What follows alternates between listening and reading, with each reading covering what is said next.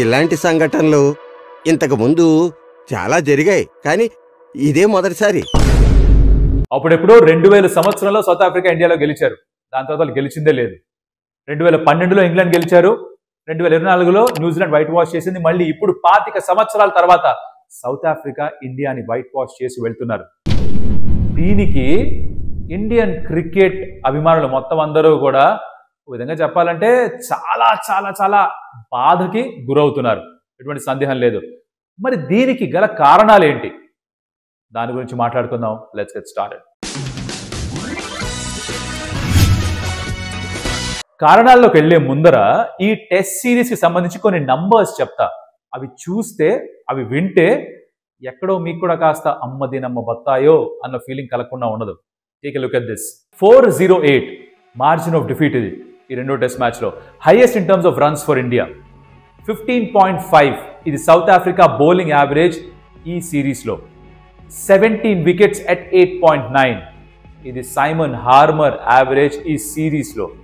16.39 ఇది Indian team batting average ప్రతి ప్లేయర్ది, అందరి ప్లేయర్స్ కలిపి ఈ సిరీస్ మొత్తంలో. 201 ఇండియా స్కోర్ చేసిన హైయెస్ట్ టీమ్ టోటల్ ఈ సిరీస్లో. 58 ఇది highest individual score by Indian batter Yashasvi Jaiswal ఈ సిరీస్లో.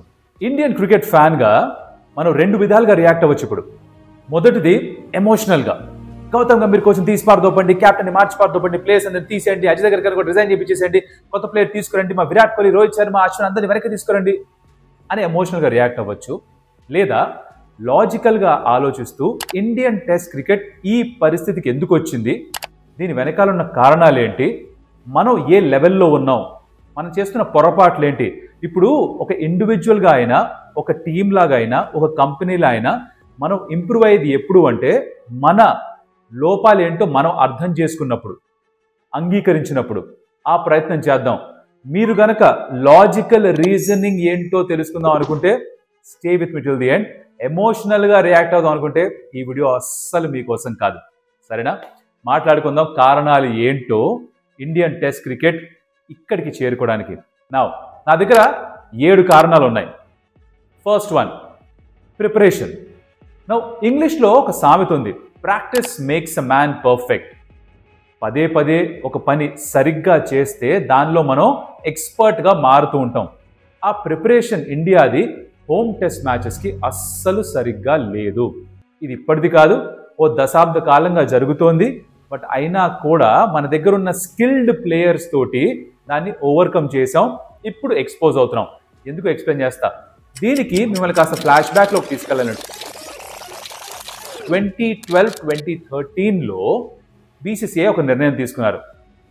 ఇండియాలో జరిగే డొమెస్టిక్ మ్యాచెస్ అన్నిటికీ కూడా న్యూట్రల్ పిచ్ క్యూరేటర్స్ ఉంటారు. వీళ్ళందరూ కూడా కాస్త ఫాస్ట్ బౌలింగ్కి, సీమర్స్కి, కొంచెం స్వింగ్కి హెల్ప్ఫుల్గా ఉండే కండిషన్స్ తయారు చేయాలి, టర్నింగ్ ట్రాక్స్ చేయకూడదు ఎక్కువగా అని ఒక నిర్ణయం తీసుకున్నారు. దేశవ్యాప్తంగా ఎక్కడెక్కడైతే డొమెస్టిక్ మ్యాచెస్ జరుగుతున్నాయో అందరికీ ఈ ఉత్తర్వులు జారీ చేశారు. దాని తర్వాత జరిగింది ఏంటంటే ఇండియా ఎప్పుడు టూర్ చేసినా కూడా బాగా ఆడడం స్టార్ట్ చేశారు. బికాస్ వాళ్ళు ప్రాక్టీస్ చేయడం స్టార్ట్ చేశారు డొమెస్టిక్ లెవెల్లో కూడా against good quality fast bowling, seam and swing bowling. ఆ ఫేజ్లో టీంలో ఉన్న వాళ్ళు బీట్ అజింక్య రహానే, చేతేశ్వర్ పుజారా, మురళీ విజయ్, విరాట్ కోహ్లీ, తర్వాత మళ్ళీ వెనక్కి వచ్చిన రోహిత్ శర్మ, వీళ్ళందరూ కూడా మీరు గమనిస్తే వీళ్ళు అంతకంటే ముందే డొమెస్టిక్ క్రికెట్లో ఆడేసి వాళ్ళు గ్రో అయిందంతా కూడా టర్నింగ్ ట్రాక్స్. సో వాళ్ళకి టర్నింగ్ పిచెస్ పైన ఆడడం వచ్చు, అలవాటు ఉండింది. కాకపోతే ఈ కొత్త నిర్ణయాలు తీసుకున్న తర్వాత ఫాస్ట్ బౌలింగ్ని కూడా బెటర్గా ఆడడం అలవాటు చేసుకున్నారు. ఇక్కడ దాకా బాగానే ఉంది, ఎందుకంటే బయటకు వెళ్ళినప్పుడు బాగానే గెలుస్తూ వచ్చాం. అండ్ ఈ ప్లేయర్స్ ఉన్నారు కాబట్టి ఆ స్పిన్నింగ్ ట్రాక్స్లో కూడా ఇండియాలో ఆడుతున్నప్పుడు బాగానే పర్ఫామ్ చేసాం. స్పెషల్లీ 2020 తర్వాత అలాంటి పిచెస్ పైన డొమెస్టిక్ మ్యాచ్లు జరగట్లేదుట. సో ఇండియన్ బ్యాటర్స్ ప్రత్యేకంగా వాళ్ళు టర్నింగ్ ట్రాక్స్లో ప్రాక్టీస్ చేస్తోందే లేదు.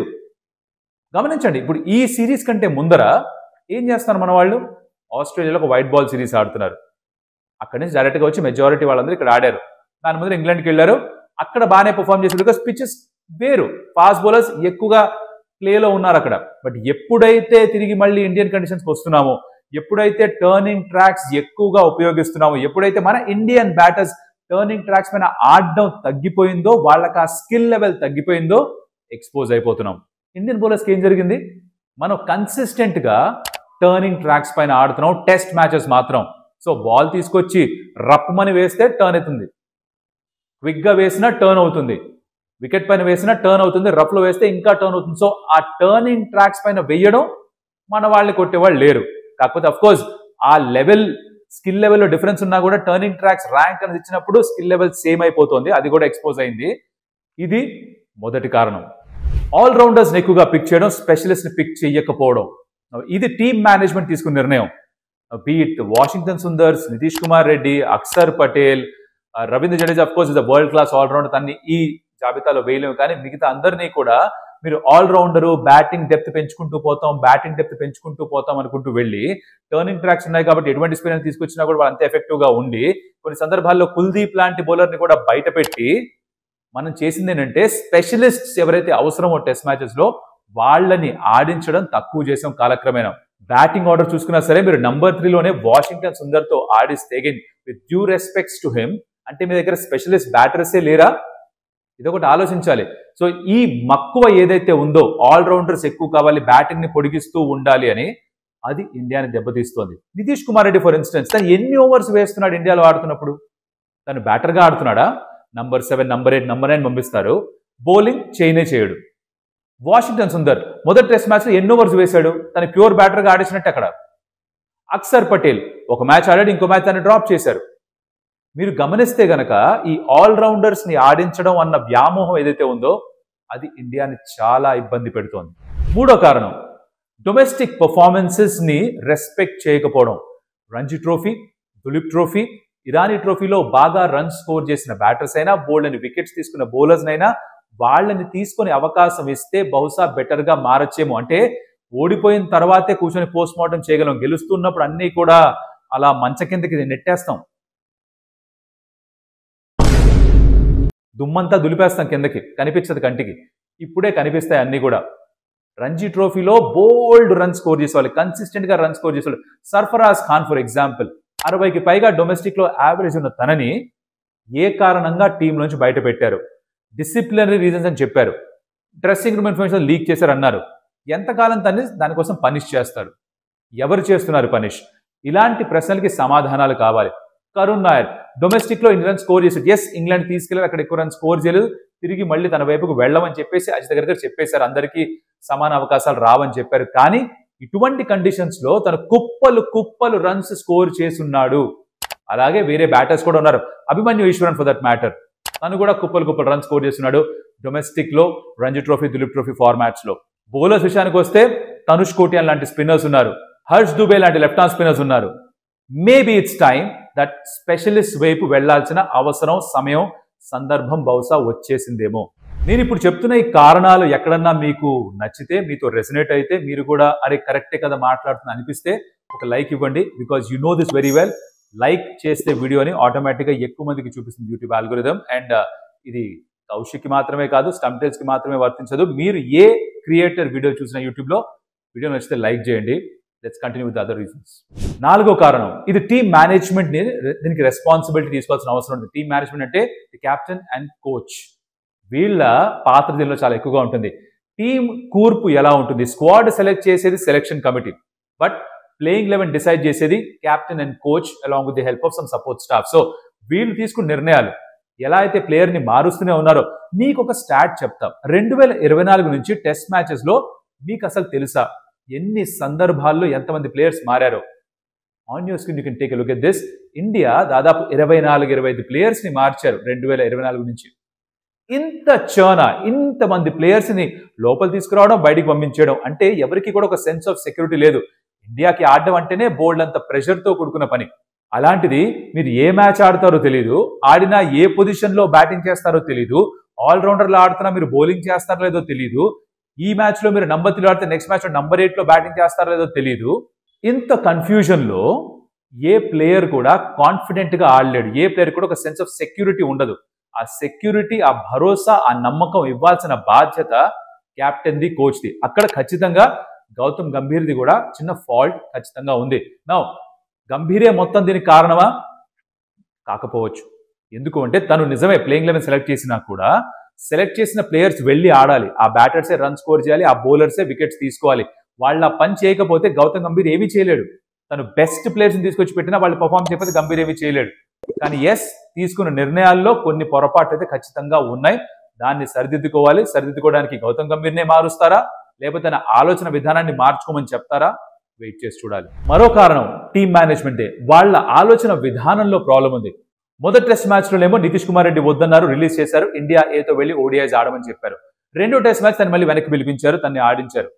ఇలా చాలా మంది ప్లేయర్స్తో జరుగుతోంది. ఎవరికి కూడా ఎప్పుడు ఆడతారో, ఎక్కడ ఆడతారో, ఎలా ఆడతారో తెలియదు.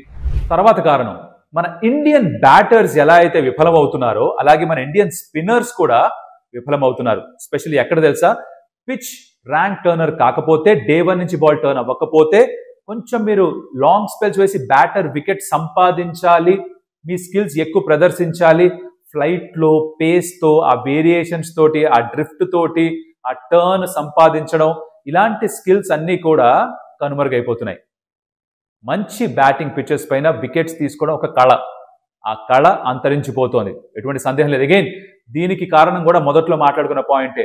డొమెస్టిక్లో ఆడుతున్నప్పుడు టర్నింగ్ ట్రాక్స్ ఉండట్లేదు, సీమింగ్ ట్రాక్సే ఉంటున్నాయని చెప్పాను. కానీ మన ఇండియన్ టీంలో ఆడుతున్న ఈ ప్లేయర్స్ రెగ్యులర్గా డొమెస్టిక్లో కూడా ఆడట్లేదు. వీళ్ళు డైరెక్ట్గా ఇండియాకి టెస్ట్ మ్యాచ్ ఆడతారు, లేకపోతే వైట్ బాల్ ఫార్మాట్లో ఆడుతూ ఉంటారు. సో వీళ్ళు డొమెస్టిక్లోకి వెళ్ళి అటువంటి పిచెస్ పైన వికెట్స్ ఎలా సంపాదించాలి, ఎలా పెద్ద పెద్ద స్పెల్స్ వేయాలి అన్నది నేర్చుకోలేదు. ఫర్ ఎగ్జాంపుల్ ప్రిపరేషన్ గురించి నాకు మాట్లాడుకున్నాం కదా స్టార్టింగ్ లో. మీరు బ్యాటింగ్ బౌలింగ్ రెండు తీసుకోండి. ఇండియా సౌత్ ఆఫ్రికా ఒక అన్అఫిషియల్ టెస్ట్ మ్యాచ్ జరిగింది కదా, దాంట్లో ధ్రువ్ జురేల్ 2 మ్యాచ్లోనూ సెంచరీ స్కోర్ చేశాడు, కేఎల్ రాహుల్ సెంచరీ స్కోర్ చేశాడు, రిషబ్ పంత్ 90 కొట్టాడు. ఎందుకు జరిగింది అలా?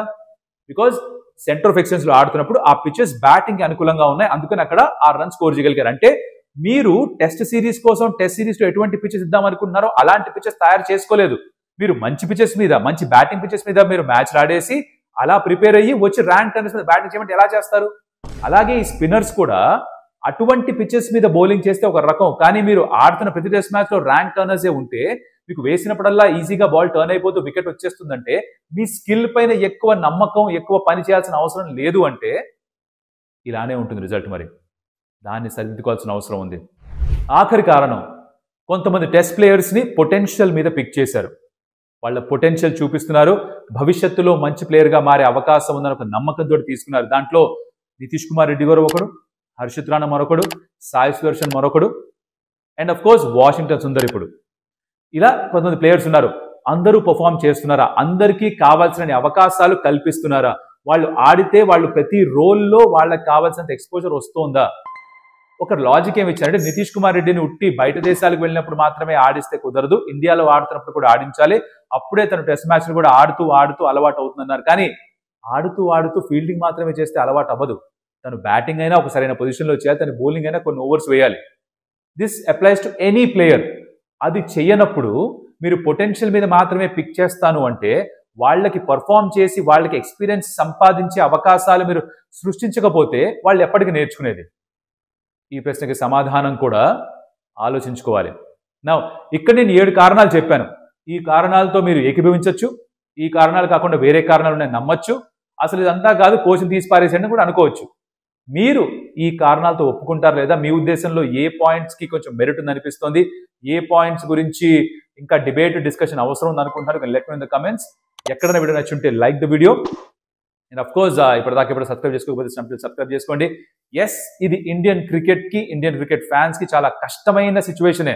బికాజ్ ఇండియాలో టెస్ట్ మ్యాచ్లు ఓడిపోవడం, సిరీస్లో వైట్ వాష్ అవడం మనం ఎప్పుడు కూడా రెగ్యులర్గా చూడం.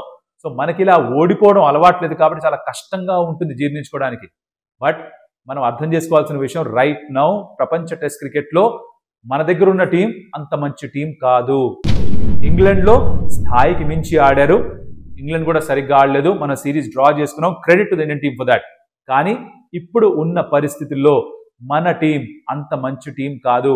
మంచి టీం అవ్వడానికి కావాల్సిన ప్లేయర్స్ ఉన్నారా? ఉన్నారు. వాళ్ళు ఎలా మంచి ప్లేయర్స్ అవ్వచ్చు, దానికి మనం మాట్లాడుకున్న కారణాలకి పరిష్కారాలు వెతుక్కొని వాటిని అమలు చేస్తే మంచి ప్లేయర్స్గా మారి మరోసారి మళ్ళీ మనం హోమ్ టెస్ట్ మ్యాచెస్ డామినేట్ చేసే అవకాశాలు ఉన్నాయి. అది జరగాలని కోరుకుందాం. ఎమోషనల్గా రియాక్ట్ అయ్యే ప్రయోజనం లేదు. లాజికల్గా ఆలోచించాలి. యాజ్ ఫ్యాన్స్ కూడా మనం ఎమోషనల్గా రియాక్ట్ అయ్యే ప్రయోజనం లేదు. వీళ్ళని తిట్టేసి వాళ్ళని ట్రోల్ చేసి ప్రయోజనం లేదు. మనం కూడా మన ఎక్స్పెక్టేషన్స్ని అడ్జస్ట్ చేసుకోవాలి.